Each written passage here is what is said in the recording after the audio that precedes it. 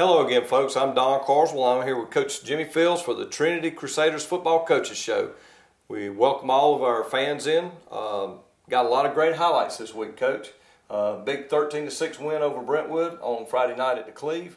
Tell us a little bit about thoughts going into the game. You know, we were coming off a disappointing loss the week earlier, big loss, didn't play well at all in game 2. So I know our team, both players and coaches, were anxious to get on the field and get better and kind of, show ourselves, the kids especially, show themselves that they were a lot better football team than they had showed the week before. Right. A lot of anxiousness, and I thought they came out and established themselves well on that first opening drive and established defense very well. So, started off very well. I know taking the ball at the beginning of the game has worked for us twice now, obviously. You got a good return, and that's always important to set up that short field. Tell us about that first scoring drive. Well, we did. We love defense. You win with defense, but also offense. Taking the ball, possess the ball, control the clock, establish a running game, mix in play action pass and short passing game. And, our offense, was able to do that first drive. Ate up a lot of clock, about a 12-play drive, overcame some, again, it wasn't perfect, overcame some missed execution. But most importantly, two things. Number one, possessed the ball for a great deal of the first quarter.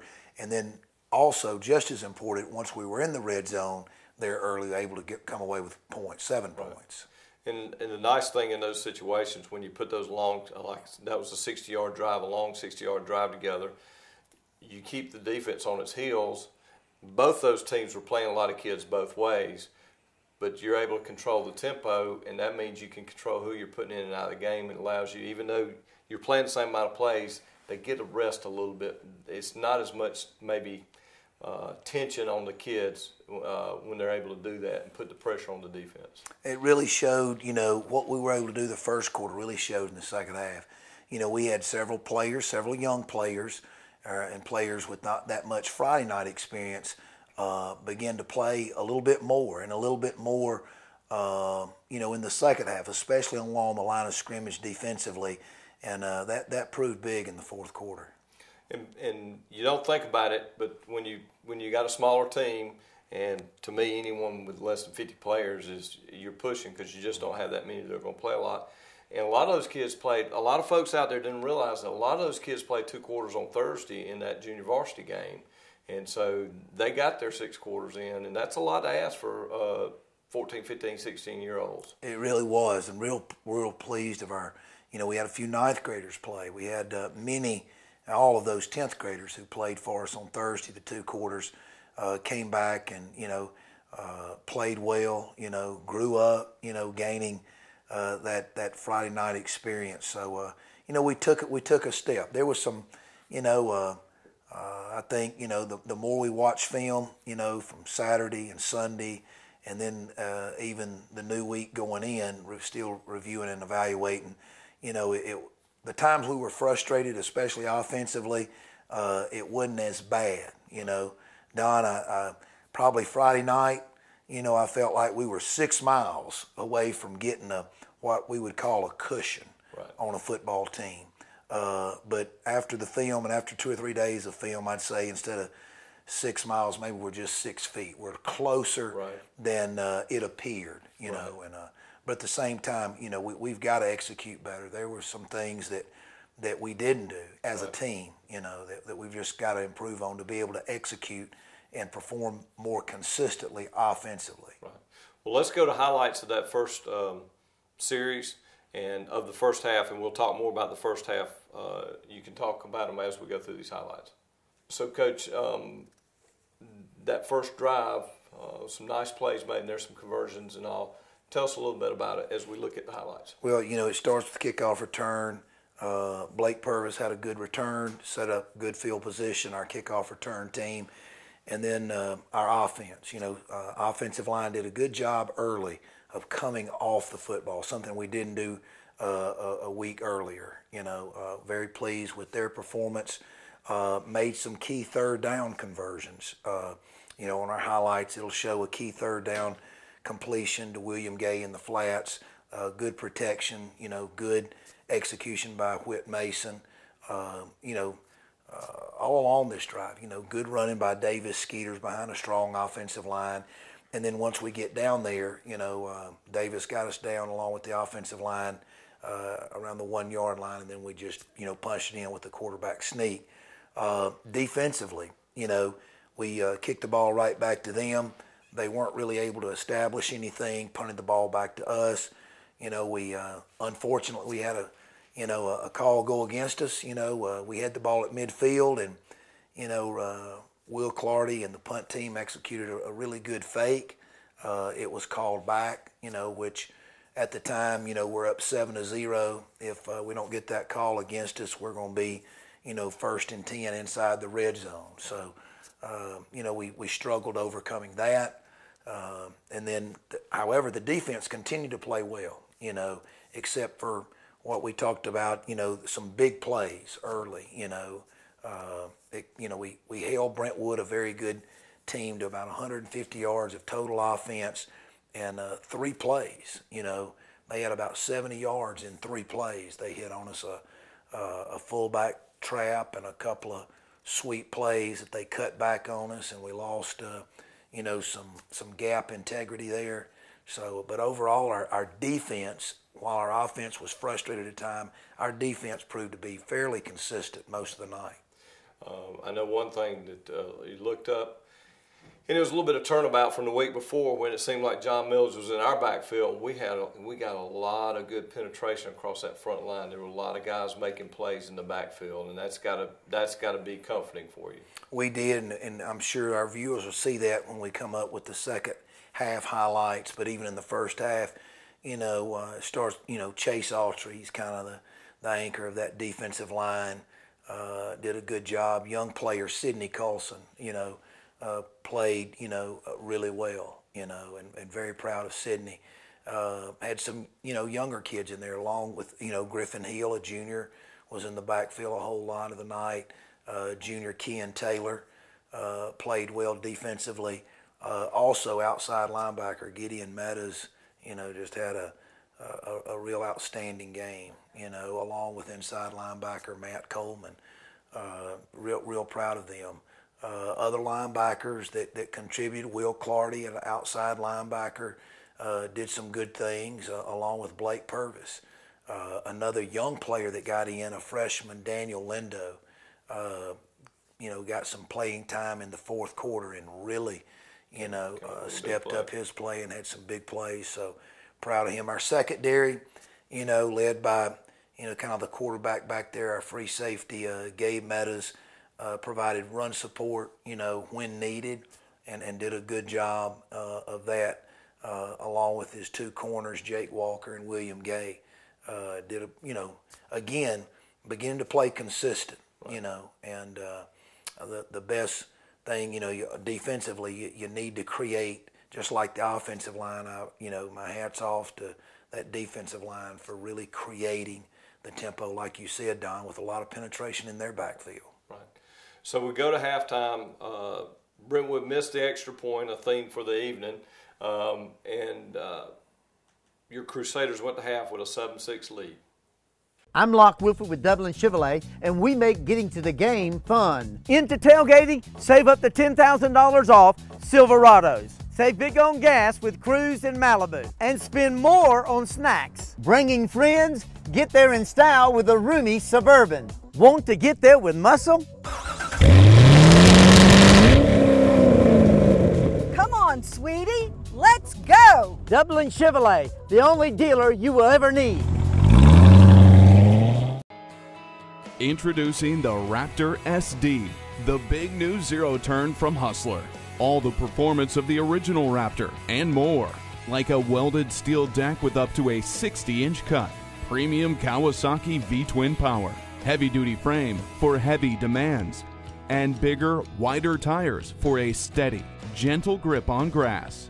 The new Raptor SD from Hustler, made for those who like to cut grass, not corners. Dr. Price and Dr. Peters at Dublin Orthopedic and Rehabilitation have been a part of our community for many years and very proud to support high school football. We are proud of our children and their commitment. We share that same commitment when it comes to our patients. You'll always be a winner at Dublin Orthopedic. No referral ever needed. Just call us today at 272-3022. Whether it's a sports injury, carpal tunnel, stress fracture, ankle sprain, or any other injury, don't waste your time or money going to the ER, urgent care, or hospital. Come straight to the specialist, Dr. Price and Dr. Peters at Dublin Orthopedic and Rehabilitation, 2406 Bellevue Road in Dublin. So, Coach, I think everyone in the crowd felt like we dominated for the most part of that first half, and you go into the locker room up 7-6. What do you tell the kids in that situation? Well, you're frustrated, but at the same time, it's about consistency. It starts in the locker room as far as adjustments. Let's be consistent at what we're trying to do. Obviously, we needed to execute better offensively. There were a few breakdowns defense, not any major adjustments, but at the same time, they did at times in the first half have some big plays. And as we'll see here in our second half highlights, we didn't have the ball a whole lot the third quarter. They were able to come out, hit some big plays on us, and to extend those drives. And when you're running the wing tee and not throwing the football, that clock is running. So they made some first downs. Fortunately, our defense in the third quarter felt like, we were hanging on, making some plays, but really going into I reckon when the fourth quarter began, that we're at a crossroads. I mean, the game is still 7-6. I promise you, I wish the plan was not for it to be 7-6 going in the fourth quarter. However it was, but going in the fourth quarter, our kids, really stepped up play. They kept playing hard, stepped up, made some real big plays. It started with defense. They drove deep into our territory, there at late in the third quarter, but our defense really stiffened, came up with a couple of big plays. Ball went over on downs. We were able to possess the ball. And then with about 5 minutes to go, our offense went on a long, time-consuming drive, kind of finished the night like we started with a very time-consuming, very physical-type drive, well-executed drive by our offense. Okay. Well, let's go to those second half highlights. Okay, Coach, as we go to the highlights, as we said, there's not a lot of offensive highlights from the third quarter because we didn't really convert when we needed, and we used the old bend but not break defense. Yeah, it was definitely, that's a great, analogy there, bend but not break. You hate that, but, as a coach, to let them in the red zone. But when they were in the red zone, especially there late in the third quarter, our defense really bowed up and pushed them back, got them out of the red zone. They tried a waggle play, which was set up. They ran the ball effectively enough to, get us to bite on the waggle. But again, our defensive pressure, the best pass defense, the quarterback on any level is going to have a hard time throwing, when he's laying on the ground. Right. And Gideon Meadows came up with a big sack, big play, huge play there on third and long. And then we finished it off, the entire defense. Our viewers can see, I know it was frustrating on the other hand for Brentwood to have a lot of our players in their backfield, right, whether it be penetration or squeezing, beating their blocks, getting off their blocks. And again, I think as the game wore on, our defense just played stronger and stronger. Right. And the nice thing to say, it was a hot night again, is we built some depth. And I think our depth paid off there towards the end of the game because our guys were still depth and conditioning. And everyone, until it happens to them, they don't realize how important those two things are as a coach. That's right. Again, last year we had, 31 players. This year, 38.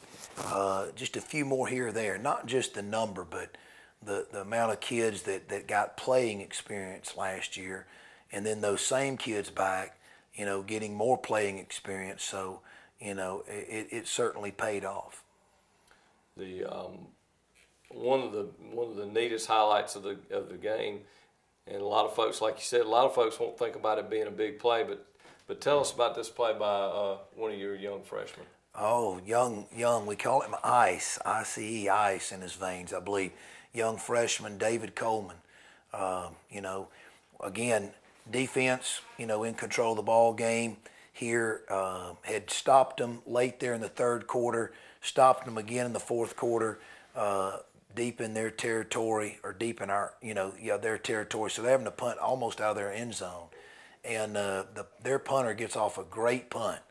Right. And David Coleman, back there with Jake Walker, David takes off running backwards.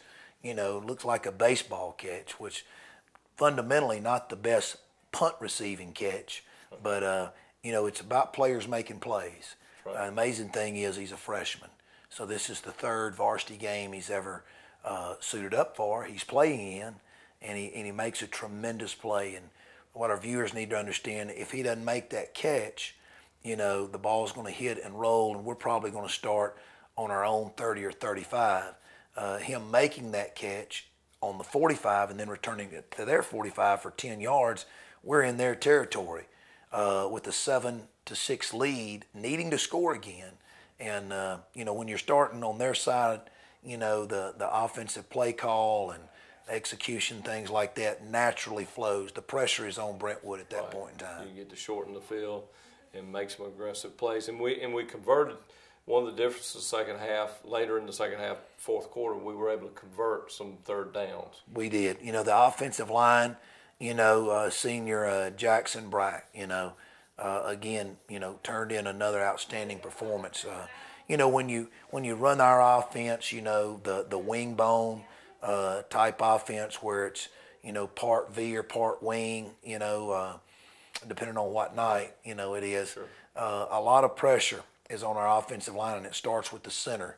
There's a lot of football teams that we play that's going to crowd the middle. Right. So the center, has to establish, those A gaps in there for us. And he, along with the rest of the offensive line, senior Jackson Smith, senior Philip Barwick, did an outstanding job, along with some other guys there. I want to mention Grant Grosh, sophomore, also junior Chris Young. Right. Those guys did an outstanding job. Again, Chase Autry, the good thing you mentioned about Chase also plays offensive guard, right. But because of a little bit of depth, he gets to, he's rotating in there. That's huge. Right. So we're building depth too, right. With sophomore, a couple of sophomores. One of them we mentioned on defense, Sidney Carlson, but also sophomore Kalen Williams. Right. Is playing better and better. Caitlin's come a long way. He has, and we look for him to be more on the field for us along that offensive line. So we're real proud of them. One of the adjustments that looked like you made this week was to take Davis from the wing and put him at the fullback position, and it seemed to work out real well. Yeah, Davis, again, this isn't rocket science.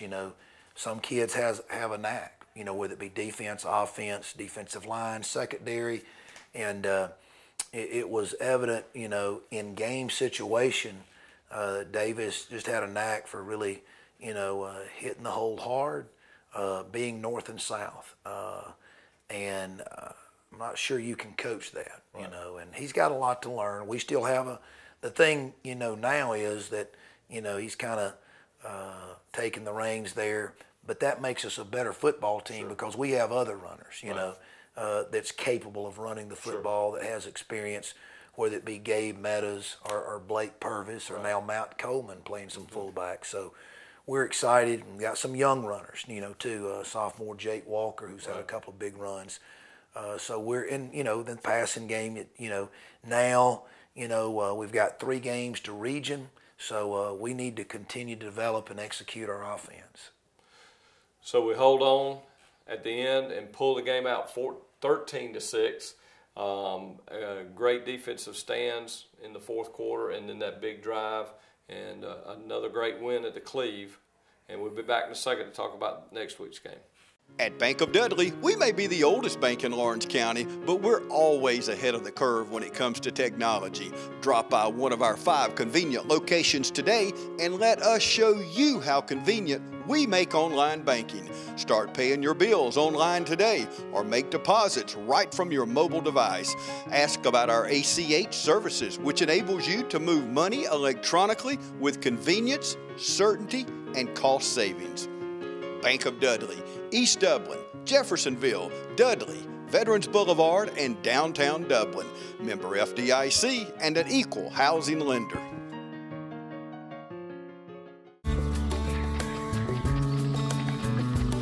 Growth. It's what we all want. It means doing what it takes, getting up every morning and making it happen. And we couldn't agree more. Because your success is our success. At Morris Bank, we're banking on you. There are many ways of doing business today. Hello? Call centers, mobile apps. Right away. But when it comes to what really matters, our way is pretty simple. To be there when you need us most. That's the quality of your independent agent and the company that stands behind them. Orr Insurance in Dublin is your local independent auto owners insurance agency. So we're back on the road this Friday night in Hinesville playing the FPCA Highlanders. We didn't play them last year, did we? Or did we? No, they're new on the schedule. Okay. New, so we don't know much about them, but I'm sure you and your staff do. Yeah, they're new to the GISA. Well, not that new, but their athletic program, building a fine school. They've been competing, in football for about the last 10 years or so, building their program. Their basketball program is what they're known for, winning multiple state championships at the AA level. Very athletic, getting better and better each year in their football program, and they're 2-1. Right now, the same record that we have. Talking with some of their opponents and their coaches of their opponents, very impressive. You look at their roster, you look at their sizes, then you look at them on film, and you're a little taken back. They'll be the biggest football team I hope that we face. I hope there's none bigger out there. They don't have a lineman that's under 200 pounds. They got one kid 6'6", 280. And I'm not blowing it out of proportion. I saw that on paper. Right. It looked that way on film, and I've called a couple of coaches, and they are big, they are athletic, and we'll have our hands full with a very athletic team. Well, you going on the road, and obviously the first game of the year was a big road win. What does that do for you with the kids from a confidence standpoint, know that you've already won one game on the road? Well, speeches are come and go. Kids who played for me will tell you, I'll tell them, sometimes even the coach's speech, that and $2 will get you Gatorade. But, when you're able to execute, when you're able to win and get victory, and that kid, knows, even from an individual standpoint, that he made some plays. There's no substitute for that. Right. When a kid makes a play, that builds his self-confidence. Right. And then when teams, like we've seen at times this year in our 2 wins especially, continue to fight and overcome some things. And even though, Coach Fields is over there frustrated and fussing, they keep right on play, and that builds confidence. Okay. Well, I hope everyone listens to the game Friday night, and we'll be back here next week, hopefully with good news. But listen out Friday night, FPCA, Highlanders, and Trinity Crusaders on the road in Hinesville, Georgia. What time is the start of that game? That'll be an 8 o'clock kickoff. Okay, very good. An 8 o'clock kickoff. Beat the heat a little bit. And thanks again, folks, and we'll see you next week.